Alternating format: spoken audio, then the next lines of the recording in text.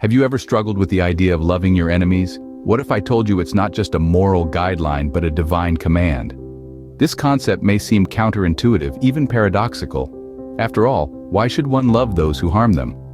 But let's dive deeper and explore this profound wisdom. The directive to love our enemies comes straight from the Bible. In the book of Matthew chapter 5, verse 44, we find these potent words spoken by Jesus himself during the Sermon on the Mount. But I say to you, love your enemies and pray for those who persecute you. This was a revolutionary idea at the time. It was a radical departure from the traditional eye for an eye mentality. The Sermon on the Mount, where this teaching was given, was a pivotal moment in Jesus' ministry. In this sermon, Jesus challenged the societal norms and presented a new way to perceive and engage with the world. He was proposing a path of love and forgiveness, even towards those who might not deserve it by conventional standards. Jesus wasn't just proposing an idealistic vision of the world. He was laying out a practical guide for personal and societal transformation. This divine command, as challenging as it might be, is an invitation to rise above our primal instincts of revenge and hatred. It's a call to embody a higher form of love, an unconditional love that extends even to those who harm us. By loving our enemies, we're not justifying their actions or dismissing the harm they have caused. Rather, we are choosing to break the cycle of hatred and vengeance. We're choosing to respond with love, thereby transforming ourselves and potentially the world around us. So we can see that this command is not just an arbitrary rule, but a deep and transformative principle. It's an invitation to transcend our limitations and experience the profound power of love. How might our lives change if we took this divine command to heart? Let's continue to explore this fascinating topic in the next segment. But is there any practical benefit to loving our enemies? Let's take a look at what modern psychology has to say. It's natural to feel a certain level of resentment or anger when someone has wronged us. However, holding on to these negative emotions can have a detrimental effect on our mental health. According to numerous psychological studies, the act of forgiveness can actually alleviate these negative effects. When we forgive someone who has wronged us, we are essentially letting go of the anger and resentment that we hold towards them. This act of letting go can have a profound impact on our mental health. For instance, a study conducted by the Journal of Health Psychology found that forgiveness was associated with lower levels of anxiety and depression. But how does this work? Well, when we hold on to negative emotions like anger and resentment, it can cause a lot of stress. This stress can lead to a number of health issues like high blood pressure, heart disease, and even mental health disorders like depression and anxiety. By forgiving those who have wronged us, we're essentially releasing this stress, leading to improved mental and physical health. It's also worth noting that forgiveness doesn't mean forgetting or condoning the wrong done to us. Rather, it's about releasing the control that the offender has over our emotions. It's about taking back our power and choosing peace over resentment. Moreover, forgiveness isn't just beneficial on an individual level. It also has the potential to heal relationships and foster a more compassionate society. After all, we all make mistakes and have the capacity to hurt others, intentionally or not. Through forgiveness, we can cultivate understanding and empathy, which are crucial for maintaining healthy relationships and a harmonious society. As we can see, the psychological benefits of forgiveness are numerous and profound.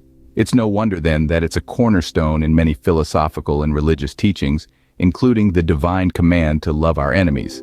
As it turns out, forgiveness isn't just good for the soul, it's good for the mind too. Imagine a world where forgiveness is more common than revenge. What might that look like?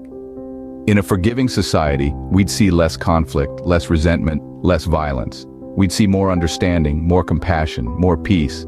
It's a lofty vision, but it's not just a pipe dream. Instances of love triumphing over hate aren't just tales from ancient scriptures. They happen in our world today. Consider the story of Nelson Mandela, who after being imprisoned for 27 years, emerged not with a heart filled with hatred or vengeance, but with a spirit of reconciliation. He went on to lead a divided South Africa towards unity and healing. His love for his enemies, the very people who imprisoned him, helped end apartheid and brought about a new era of peace and prosperity. Or take the example of the Amish community in Pennsylvania in 2006. When a man stormed into a school and killed 5 girls before taking his own life, the community's response was not of vengeance, but of forgiveness. They reached out to the gunman's family, expressing their forgiveness and even setting up a fund for his children. It was a profound display of love over hate, of forgiveness over revenge. These examples illustrate how a forgiving society is not just possible, but powerful. A society that values forgiveness over revenge is a society that can heal, that can grow, that can thrive. It's a society that doesn't just survive conflict, but transcends it.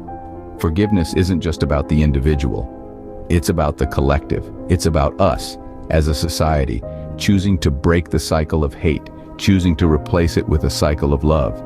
It's about recognizing that every act of forgiveness, no matter how small, is a step towards that better world we all dream of. As these examples show, a forgiving society is a stronger, healthier society. We've talked about the societal benefits, but what about the personal benefits? What do you stand to gain from following this principle? Now, this is where things get exciting. When you choose to love your enemies, you're not just doing good for them. You're also doing good for yourself. It's not always easy, sure, but the rewards are immense. Think about it.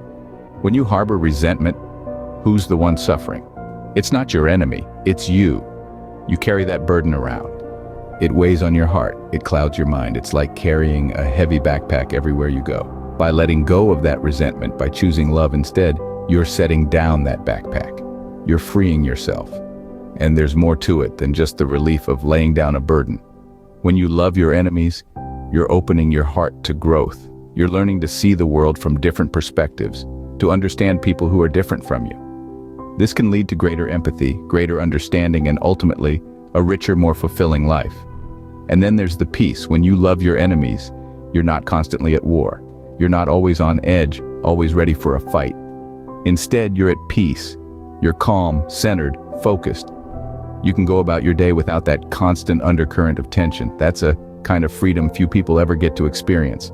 But perhaps the most exciting benefit is the potential for reconciliation. When you love your enemies, you're opening the door to the possibility of turning an enemy into a friend. It's not guaranteed, of course, but it's possible. And isn't that possibility worth exploring? So, loving your enemies isn't just about them, it's about you too. It's about laying down burdens, opening your heart to growth, finding peace, and opening the door to reconciliation.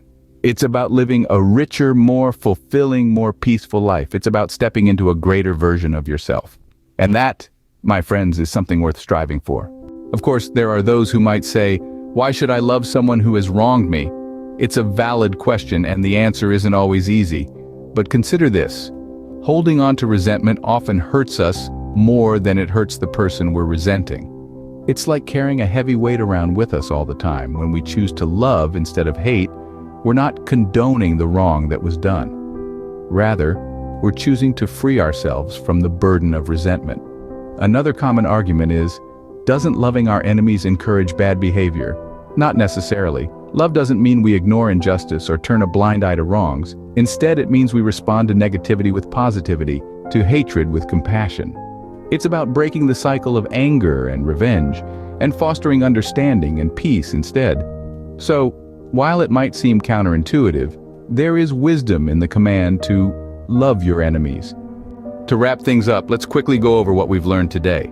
We delved into the divine commandment to love our enemies, originating from Jesus' Sermon on the Mount, specifically Matthew 5:44. We've also explored the psychological benefits of forgiveness, citing studies that show it can improve our mental health. We looked at how a society that prioritizes forgiveness over revenge could drastically change for the better. We investigated the personal gains from following this principle, enriching our own lives in the process. Lastly, we addressed the common arguments against loving our enemies, offering counterpoints to challenge these views. Now it's your turn to join the conversation. What are your thoughts on this topic? Share your insights in the comments below. And if you found this video enlightening, don't forget to hit that like button and subscribe for more content like this.